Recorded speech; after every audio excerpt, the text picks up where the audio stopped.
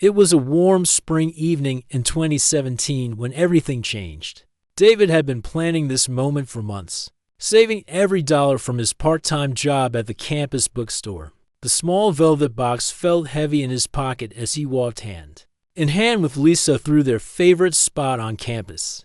They had met 3 years ago during freshman orientation week. Lisa was struggling with an armload of biology textbooks when one slipped, and scattered pages everywhere. David had rushed over to help, and as they collected the papers together, their eyes met for the first time. That simple moment had turned into something beautiful. College life had been perfect with Lisa by his side. They studied together in the library until closing time, shared cheap pizza dinners in his dorm room, and talked about their dreams under the stars. David was studying engineering while Lisa was working toward medical school. They seemed like the perfect match. Everyone on campus knew them as the couple who would make it. Their friends always joked about when David would finally propose. Even their professors had commented on how well they worked together during group projects. They just fit together like puzzle pieces. As graduation approached, David felt more certain than ever that Lisa was the one. He had watched her work tirelessly through organic chemistry, seen her volunteer at the local hospital, and supported her through every stressful exam. She was brilliant, kind, and everything he wanted in a life partner. The proposal spot was perfect. It was the same bench where they had their first real conversation 3 years ago. The old oak tree above them was strung with tiny lights from a campus event earlier that day. David had checked the weather forecast 3 times to make sure it would be clear. "This place brings back memories," Lisa said as they sat down on the wooden bench. She was wearing the blue dress he had complimented her on during their first date. Her long brown hair caught the soft light from the tree above. "It really does," David replied, his heart beating faster. "Do you remember what we talked about here that first night?" Lisa smiled and leaned against his shoulder. "You asked me if I believed in destiny. I said I didn't know, but maybe I was starting to." That was his cue. David stood up slowly, his hands shaking slightly as he reached into his pocket. The ring wasn't expensive, but it was beautiful. He had chosen it carefully, remembering how Lisa always admired vintage jewelry. "Lisa," he began, dropping to one knee on the soft grass. "These 3 years have been the best of my life. I can't imagine a future without you in it. Will you marry me?" The words hung in the air between them. David looked up at Lisa's face, expecting to see joy, tears of happiness, maybe surprise. Instead, he saw something that made his stomach drop. Lisa's face had gone completely pale. She was staring at the ring like it was something scary. "David," she started, then stopped. She looked around nervously, as if checking to see if anyone was watching. "I can't do this." The words hit him like a physical blow. "What do you mean?" Lisa stood up quickly, putting distance between them. "We're too young. I have medical school starting in the fall, and you have your engineering career. This isn't the right time for this kind of commitment." But David could tell there was more. Her voice sounded rehearsed, like she had practiced these words before. "Lisa, talk to me. What's really going on?" For a long moment, she just stood there, looking at him kneeling on the ground with the ring still in his hand. Then the real truth started coming out. "My parents have been talking to me," she said quietly. "They think we're moving too fast. They want me to focus completely on medical school without any distractions." David slowly stood up, still holding the ring. "Distractions? Is that what I am to you?" "No, that's not what I meant." Lisa's eyes filled with tears. "It's just, they've worked so hard to pay for my education. They've sacrificed everything for my future. And medical school is going to be incredibly demanding. We can work through that together." David said desperately. Lots of couples manage long distance relationships during professional school. "We're strong enough for this." Lisa shook her head. "It's not just about the distance. My parents have always worried that we come from such different backgrounds. Your family struggles financially, and mine, well, they have certain expectations for who I end up with." The honesty was brutal. David had always known that Lisa's family had money while his family worked paycheck to paycheck, but he never thought it mattered to her. He had worked hard in school, earn good grades, and had a bright future ahead of him in engineering. "So this is about money?" he asked, his voice barely above a whisper. "It's about compatibility," Lisa said, wiping tears from her cheeks. "My parents think we want different things from life. They think I'll be happier with someone who understands the professional world I'm entering." David felt like the ground was disappearing beneath his feet. "What do you think? Do you agree with them?" Lisa was quiet for what felt like forever. "I don't know anymore. I've been having doubts for months, but I didn't know how to bring them up. Everything is happening so fast with graduation and medical school applications. I feel like I'm being pulled in different directions. Why didn't you tell me you were having doubts?" David asked. "We used to talk about everything because I knew it would hurt you," she said. "And because I kept hoping the feelings would go away and things would go back to how they used to be." David looked down at the ring in his hand. All those months of saving, all those dreams they had shared about their future together. "So what happens now?" Lisa reached out like she wanted to touch his hand, then pulled back. "I think we need to take a break. I need time to figure out what I really want before I start medical school." "A break," David repeated. "For how long?" "I don't know," Lisa admitted. "Maybe it's better if we don't set a timeline. Maybe we should just see what happens naturally."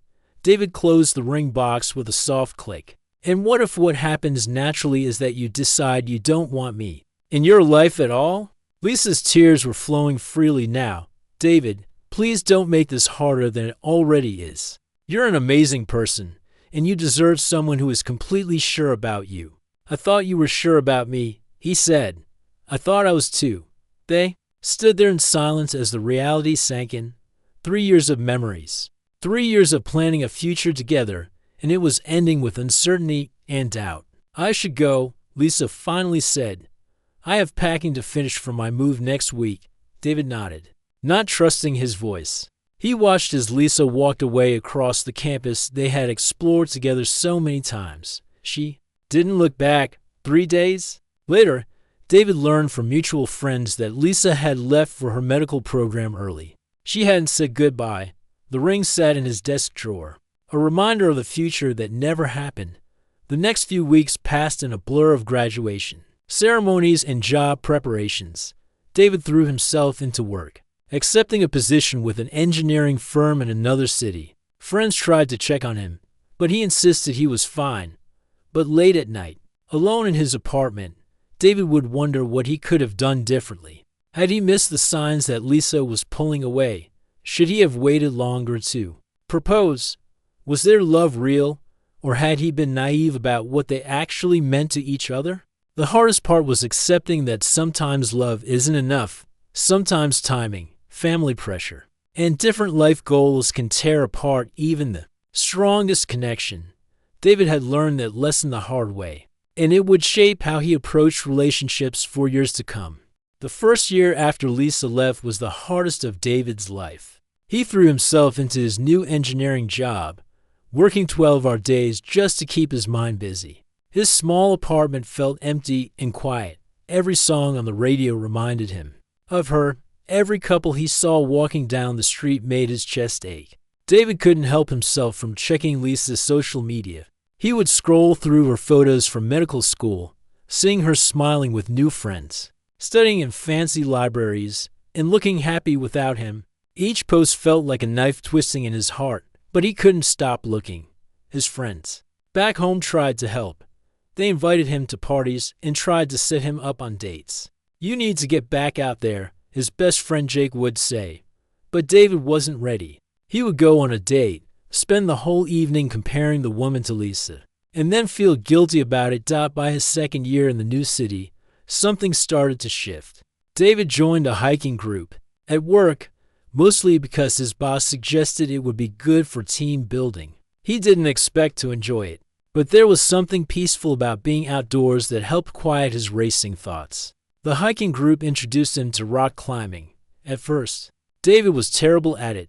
His hands would shake, and he was afraid of heights, but slowly, he got better. There was something about focusing completely on the next hold, the next move, that forced him to stop thinking about the past. "You're getting stronger," said Amy, one of his climbing partners. She was a software developer who had moved to the city for similar reasons. I can see the difference in your confidence. David realized she was right, somewhere along the way. He had stopped checking Lisa's social media every day. He had started sleeping better. The constant ache in his chest had faded to a dull background noise. Work was going well too. David discovered he had a talent for solving complex problems with renewable energy systems. His ideas were innovative, and his boss started giving him bigger projects. He was making good money and earning respect from his colleagues. By 2020, David's life looked completely different. He had been promoted to senior engineer and was offered a position with a company in another state. The job came with a significant raise and the chance to work on cutting-edge solar technology. David bought his first house, a small 2-bedroom place with a big backyard. It felt like a real accomplishment.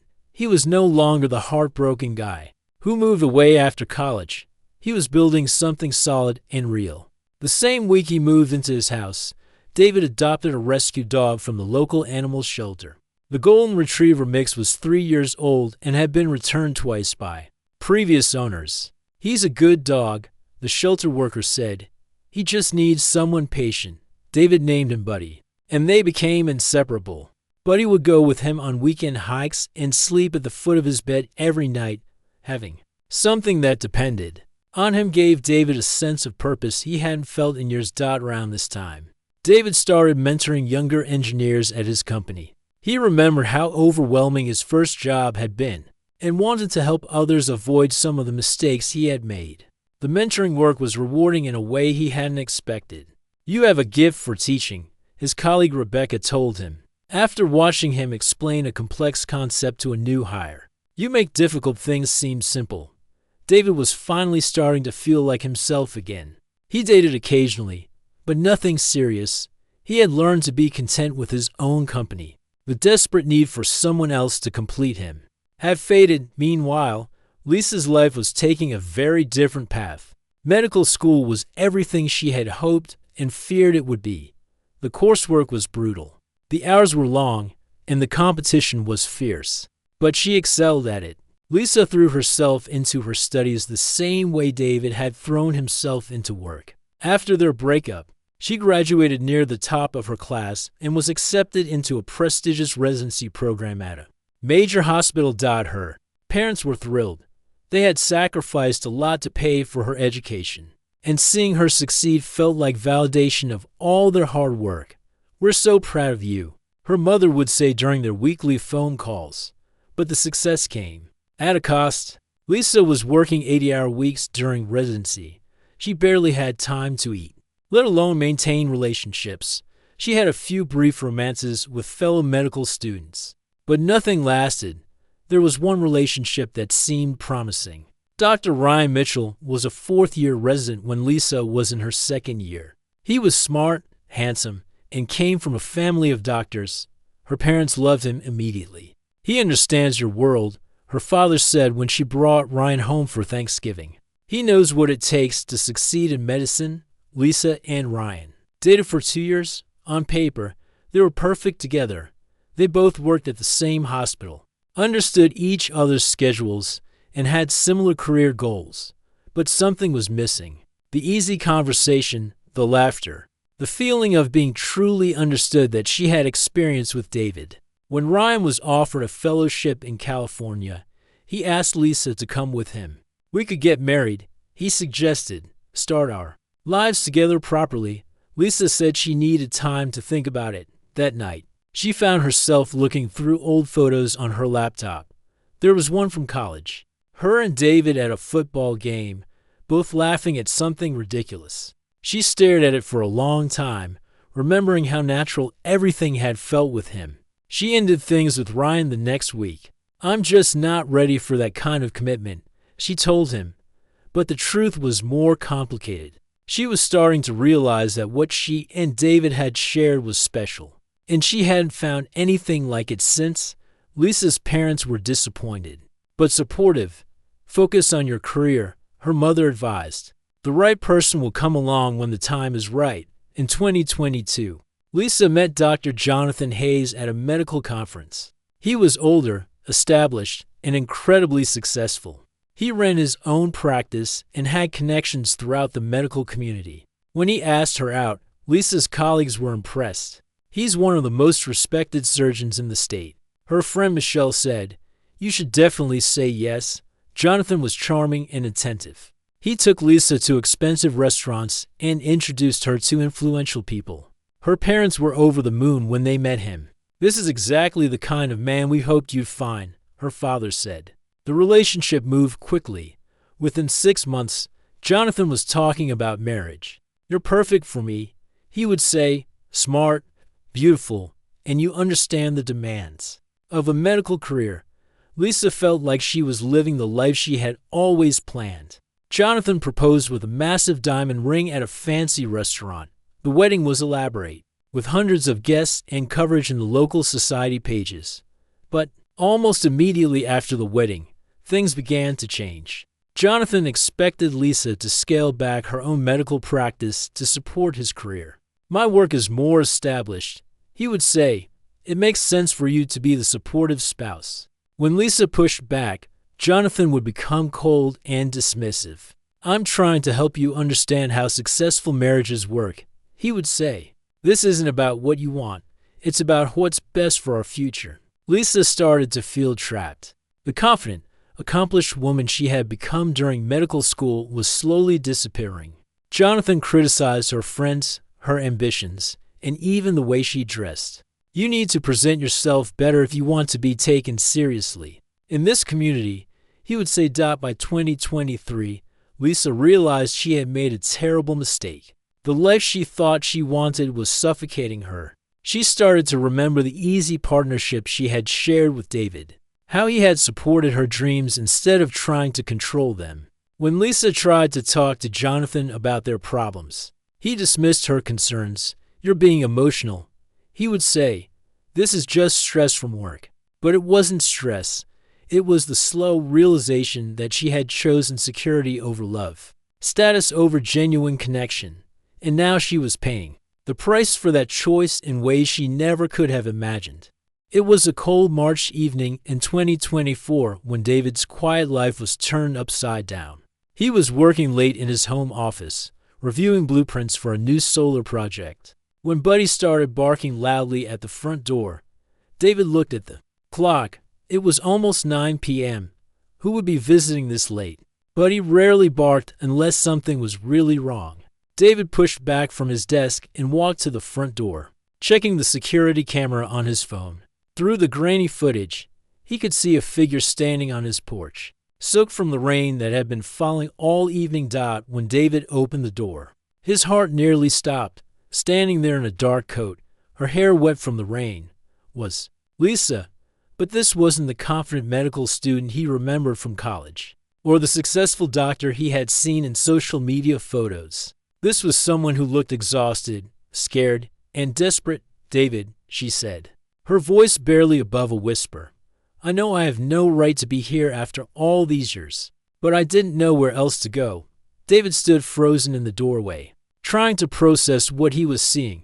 7 years. 7 years since she had walked away from him on that campus. 7 years since she had chosen her career and her family's expectations over their relationship. "Lisa," he managed to say.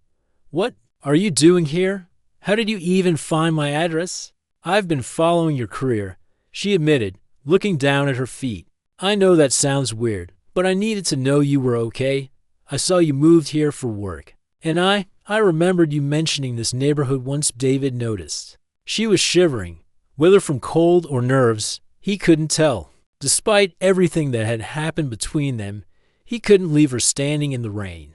"Come inside," he said, stepping back to let her in. Lisa stepped into the warm house, and Buddy immediately approached her, tail wagging. Dogs had always been good judges of character, David thought.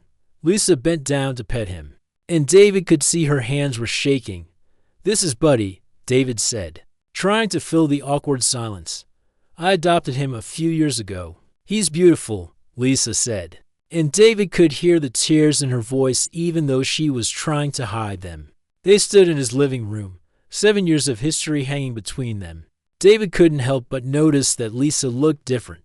She was thinner than he remembered, and there were dark circles under her eyes. But what struck him most was how small she seemed, like she was trying to make herself invisible. "You look good," Lisa said, breaking the silence. "Happy? I'm glad." David didn't know how to respond. He gestured toward the couch. "Do you want to sit down? I can make some coffee." Lisa nodded gratefully and sank onto his couch like she hadn't sat down properly in days. David went to the kitchen, his mind racing. Why was she here? What had happened? To bring her to his door after all these years, when he returned with 2 mugs of coffee. Lisa was staring at a framed photo on his side table. It was from his recent promotion ceremony at work. Him shaking hands with his boss, both of them smiling. "You became a senior engineer," she said. "I read about your work with renewable energy. You're doing exactly what you dreamed about in college." "Yeah," David said, sitting in the chair across from her. "It's been a good career." He paused, then asked the question that was burning in his mind. "Lisa, what's going on? Why are you here?" Lisa set down her coffee mug with shaking hands. "I made a terrible mistake, David. Actually, I made a lot of terrible mistakes. And now I'm in trouble, and I don't have anyone else I can trust." "What kind of trouble?" David asked, his protective instincts kicking in despite everything. Lisa took a deep breath. "I got married 2 years ago, to a doctor named Jonathan. On paper, he seemed perfect, successful, respected, everything my parents wanted for me." She paused, wiping tears from her eyes. "But he's not a good man, David. He's controlling and mean, and he's made my life miserable." David felt a surge of anger. "Has he hurt you?" "Not physically," Lisa said quickly. "But emotionally, yes. He tells me I'm worthless, that I'm lucky. He married me, that no one else would want me. He controls everything I do, where I go, who I talk to. When I tried to leave him, he threatened to destroy my medical career. He has connections everywhere." David leaned forward in his chair. "Lisa, that's not okay. No one should treat you like that." "I know," she said. "I filed for divorce 3 months ago. But he's fighting it, and there's something else." She paused, her voice dropping to almost a whisper. "I'm pregnant." The words hung in the air between them. David felt like he had been punched in the stomach. "Congratulations," he said automatically, though the word felt strange coming out of his mouth. "Don't congratulate me," Lisa said bitterly. "This baby is the reason I can't escape. Jonathan thinks having a child will keep me trapped with him forever. He's already talking about how I'll need to quit my job to be a full-time mother while he continues building his career." David was quiet for a moment, processing everything she had told him. "So what are you going to do?" "I don't know," Lisa admitted. "I've been staying with a friend. But I can't do that forever. Jonathan has been calling her house, threatening to make trouble for her, too. I need to get away from him completely, but I don't have anywhere safe to go." "What about your parents?" David asked. Lisa laughed, but there was no humor in it. "My parents love Jonathan. They think he's the best thing that ever happened to me. When I told them about the problems in our marriage, they said I was being ungrateful and that I needed to work harder to make him happy." David shook his head. "That's insane." "I know," Lisa said, "but that's how they've always been. Appearances matter more than anything else to them. They'd rather see me miserable in a respectable marriage than happy with someone they don't approve of." The irony wasn't lost on either of them. David was exactly the kind of person her parents had discouraged her from being with all those years ago. "Lisa," David said carefully, "why did you come to me after all this time? After everything that happened between us?" Lisa looked him directly in the eyes for the first time since she had arrived. "Because you're the only person I've ever known who I could trust completely. Because even when I hurt you, you never tried to hurt me back. Because I know you're a good man, and right now I desperately need someone good in my life." David felt his heart breaking all over again, but for different reasons this time. 7 years ago, Lisa had broken his heart by choosing security over love. Now she was sitting in his living room, pregnant and scared, asking for his help because that same pursuit of security had led her into danger. I regret everything, David, Lisa continued, her voice breaking. I regret leaving you. I regret listening to my parents. I regret marrying Jonathan. I regret all of it. I threw away the best thing in my life because I was scared and stupid. David sat back in his chair, overwhelmed. Part of him wanted to comfort her, to tell her everything would be okay. Another part of him was still angry about how she had treated him 7 years ago. And a small part of him was terrified of getting hurt again. I can't change the past, Lisa said. I know that, and I know I have no right to ask anything of you after what I did. But I'm asking anyway because I'm desperate and scared. And you're the only person I trust. David looked at this woman who had once been everything to him. She was vulnerable and broken, carrying another man's child, asking for help from the person she had rejected years ago. It should have felt like justice, but instead it just felt sad. What do you need? He asked quietly. A safe place to stay while I figure out my next steps, Lisa said. Just for a few days, until I can find somewhere permanent. I know it's a lot to ask. David was quiet for a long moment, but he had settled at Lisa's feet, as if he sensed she needed comfort. Finally, David spoke. You can stay in the guest room, he said, for as long as you need to. But Lisa, I need you to understand something. I'm not the same person I was 7 years ago. I've built a good life here, and I'm not going to let anyone destroy that again. Lisa nodded, tears streaming down her face. Thank you, she whispered. You don't know what this means to me. We'll figure out the rest tomorrow, David said. Tonight, you should get some rest. As Lisa settled into the guest room that night, David lay awake in his own bed, staring at the ceiling. 7 years ago, he would have done anything to have Lisa back in his life. Now she was sleeping just down the hall, and he had no idea what it meant or what would happen next. The next few weeks were strange for everyone in David's house. Lisa stayed in the guest room, trying to keep a low profile while she worked with a lawyer to finalize her divorce. David went to work every day as usual, but came home to find someone cooking dinner or reading on his couch. It felt familiar and awkward at the same time, but he loved having Lisa around. The dog followed her everywhere, as if he understood she needed a friend. He's such a good boy, Lisa would say, scratching behind his ears. You trained him well. Actually, he trained me, David replied one evening. I had no idea what I was doing when I adopted him.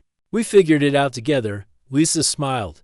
That sounds like you. You always were good at adapting to new situations. These small conversations happened more often as the days went by.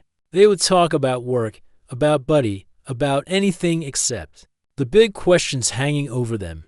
What would happen when Lisa's legal situation was resolved? What did it mean that they were living under the same roof again? David could see that Lisa was changing day by day. The scared, exhausted woman who had shown up at his door was slowly being replaced by someone stronger. She was eating better, sleeping more, and the constant tension in her shoulders was starting to fade. I forgot what it felt like to feel safe, Lisa told him one morning over coffee. I've been living on edge for so long. What was it like? David asked carefully. Living with him? Lisa stared into her coffee mug.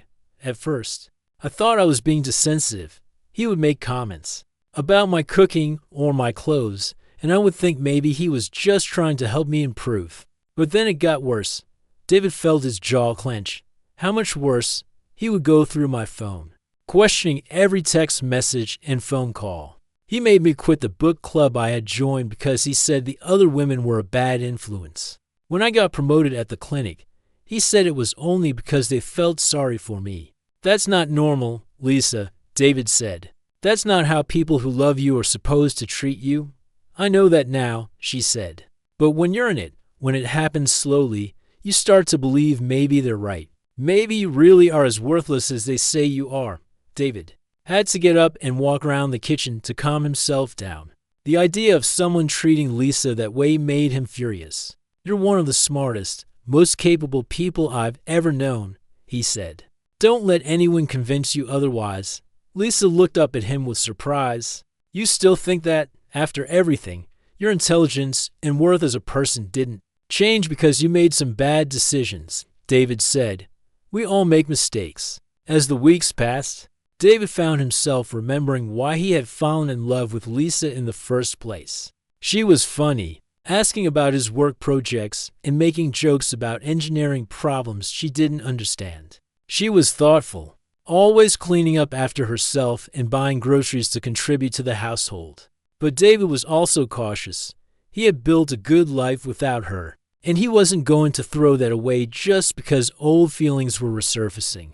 He kept his emotional distance, being kind but not letting himself get too attached. Lisa seemed to understand his hesitation. She never pushed for deeper conversations about their past relationship or hinted at wanting more than friendship. She was focused on getting her life back together and preparing for her baby. The baby was due in 2 months, and Lisa had started setting up a small nursery in the corner of the guest room. David found himself helping more than he had planned to. He assembled a crib, hung pictures on the wall, and even painted a small bookshelf. You don't have to do all this, Lisa told him as he finished putting together a changing table. I want to help, David said, and he meant it. Whatever complicated feelings he had about Lisa, he wanted her baby to be safe and loved. Have you thought about names? He asked. Lisa smiled. I'm thinking about calling her Hope. After everything that's happened, Hope seems like the most important thing I can give her. David nodded. It was a good name. Everything changed on a Tuesday afternoon in May. David was at work when he got a frantic phone call from Lisa. He's here, she said, her voice shaking. Jonathan is at the house. He's banging on the door and demanding I talk to him. David's blood ran cold. Did you call the police? I called my lawyer first, but she said unless he breaks in or threatens me directly, there's not much they can do. The restraining order hearing isn't until next week. I'm coming home, David said, already grabbing his keys. Don't answer the door. Stay away from the windows. David drove home faster than he had ever driven in his life. When he pulled into his driveway, he saw an expensive black car parked on the street. A tall man in a suit was standing on David's front porch, looking angry and entitled. Excuse me, David said, walking up to the man. You need to leave my property. Jonathan turned around, and David was struck by how polished and professional he looked. This wasn't what he had imagined. He had expected someone obviously threatening. But Jonathan looked like he belonged in a boardroom. You must be David, Jonathan said with a cold smile.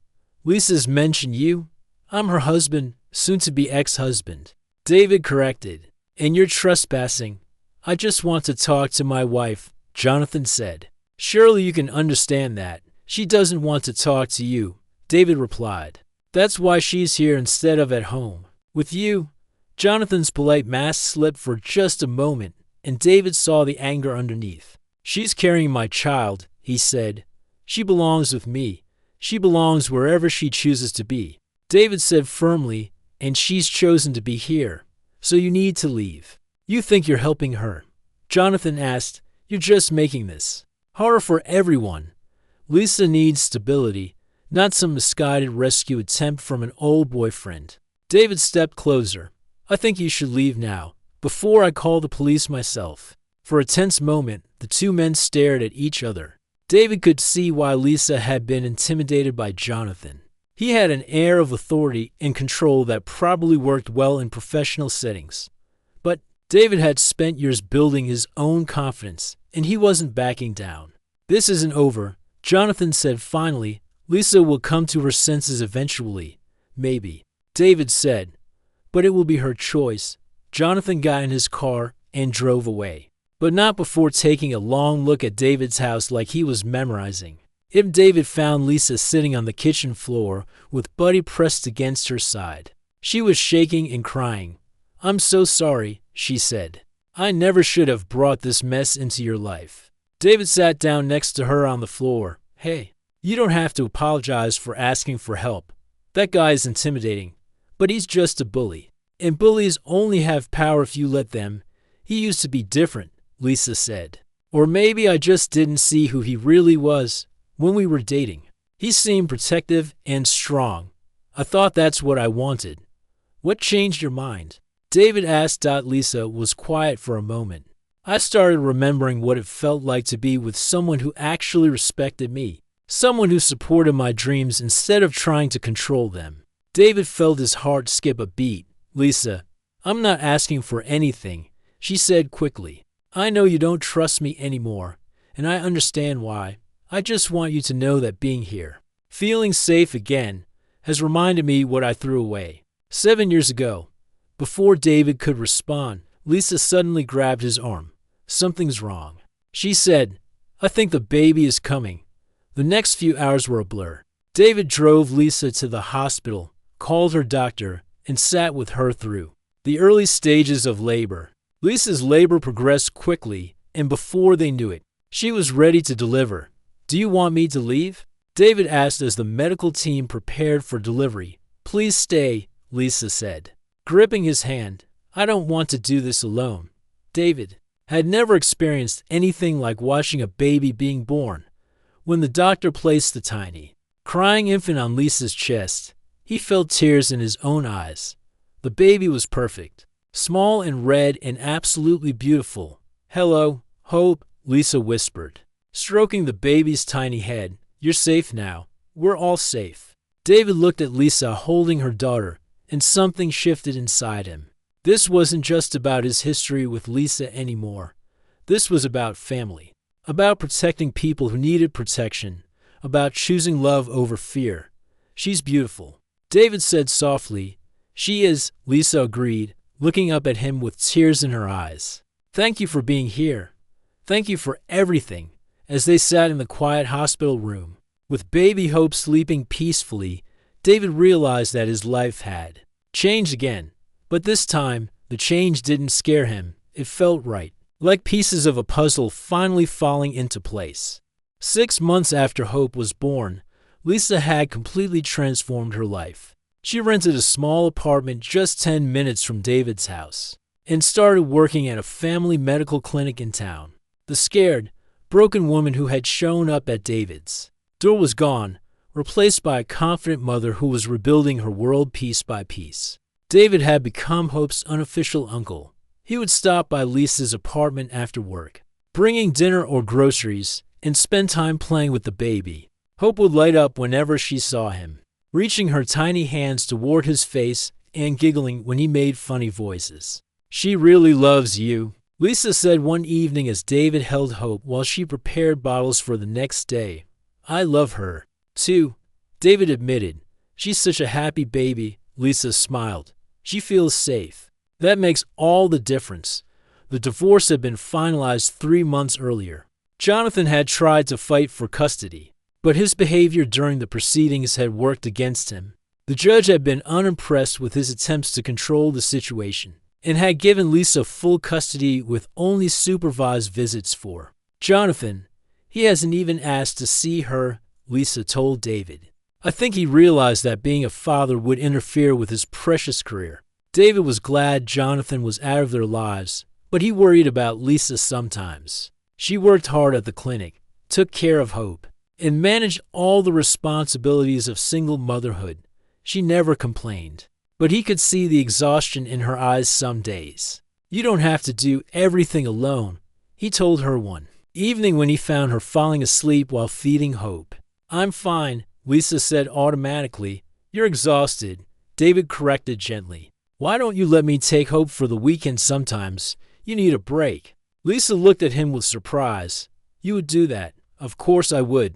I love spending time with her, and you need rest. That weekend, David took Hope to his house. He had bought a crib for his spare bedroom and stocked up on diapers and formula. But he was fascinated by the baby and appointed himself her guardian. Following David around whenever he carried her dot felt natural, taking care of Hope. David found himself talking to her while he changed her diaper or gave her a bottle. Your mom is the strongest person I know, he would tell her. You're lucky to have her. When Lisa came to pick up Hope on Sunday evening, she looked rested for the first time in months. How did it go? She asked. Perfect, David said, bouncing Hope gently in his arms. We had a great time, didn't we, little one? Hope gurgled happily. and Lisa felt something warm spread through her chest. Watching David with her daughter felt so right, so natural. It reminded her of all the conversations they used to have about the family they would have someday. As the months passed, David and Lisa fell into an easy routine. He would come over for dinner a few times a week, help with household repairs, and take Hope on weekend adventures. They had become best friends again, but there was something more simmering underneath the surface. The breakthrough came on a quiet Tuesday evening in December. David had been helping Lisa put together a new bookshelf for Hope's room when she started crying inconsolably. Nothing they tried would calm her down. She might be getting sick. Lisa said, feeling Hope's forehead. Her temperature feels a little high. They decided to take Hope to the emergency room to be safe. After several hours of tests and waiting, the doctor determined that Hope just had a minor cold and would be fine with some rest. On the drive home, Hope finally fell asleep in her car seat. Lisa sat in the passenger seat, emotionally drained from the scare. "Thank you for being there tonight," she said quietly. "I was so scared, and having you with me made all the difference." "You don't have to thank me," David said. "This is where I want to be." Lisa looked at him in the dim light from the dashboard. "David, can I ask you something?" "Of course. Do you think you could ever forgive me completely for what I did 7 years ago?" David was quiet for a moment, focusing on the road ahead. "I already have forgiven you, Lisa. The question is whether we can build something new instead of just trying to fix something old." "What do you mean?" David pulled into Lisa's driveway and turned off the car. "We're not the same people we were in college. We've both been through things that changed us. If we're going to have a relationship, it needs to be based on who we are now, not who we used to be." Lisa felt her heart racing. "Are you saying you want to have a relationship?" David turned to look at her. "I'm saying I'm tired of pretending I don't have feelings for you, but I'm also scared of getting hurt again." "I'm scared too," Lisa admitted, "but I know I love you. I never stopped loving you, even when I was trying to convince myself I didn't." They sat in the car for a long moment, looking at each other. Then David reached over and took her hand. "Let's try this again," he said, but slowly. "I want to do it right this time." Lisa squeezed his hand. "I want that too." They started dating officially a few weeks later. It felt strange and wonderful. At the same time, like coming home after a long journey. They would go to dinner while Lisa's neighbor watched Hope, or have picnics in the park with the baby playing on a blanket between them. David was amazed by how much Lisa had grown as a person. She was more confident, more independent, and more sure of what she wanted from life. The woman who had once been swayed by her parents' opinions now made her own decisions and stood by them. "I spent so many years trying to be what other people wanted me to be," she told him one evening as they walked through the park with Hope in her stroller.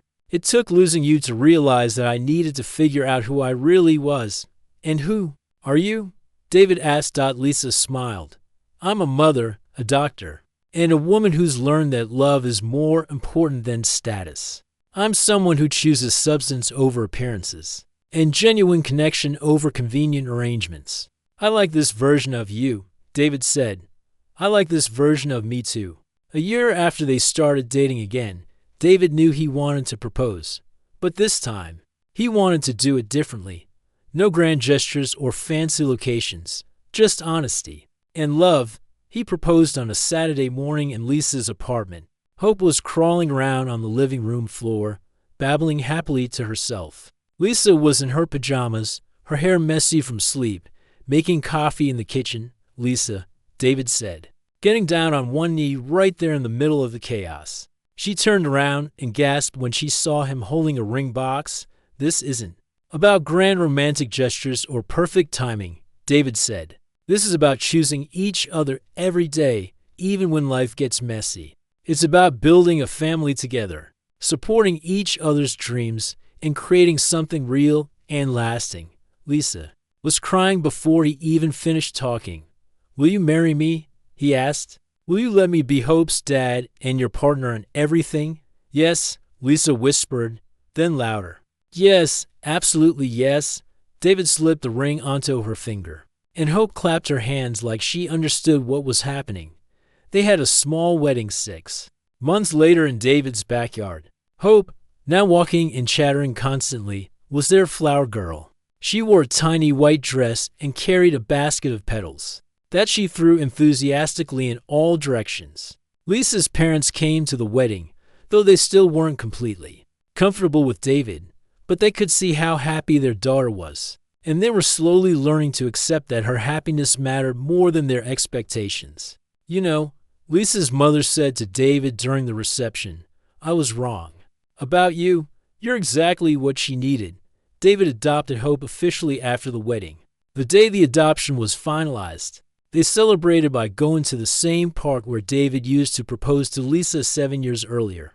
Hope ran around under the oak tree, while David and Lisa sat on their old bench. "Do you ever wonder what would have happened if I had said yes the first time?" Lisa asked. David watched Hope chase Buddy round the tree, both of them laughing. "I think we needed to become the people we are now before we could build something that would last," he said. "Maybe everything happened exactly the way it was supposed to." Lisa leaned against his shoulder. "I'm glad we found our way back to each other." "Me too," David said, kissing the top of her head.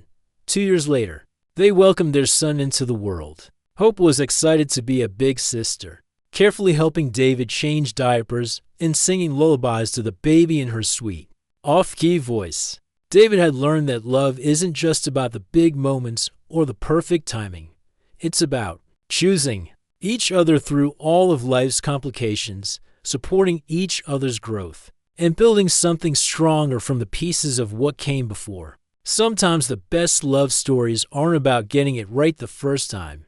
Sometimes they're about being brave enough to try again, armed with wisdom earned through heartbreak and the knowledge that some things are worth waiting for, worth fighting for, and worth building slowly and carefully until they last forever.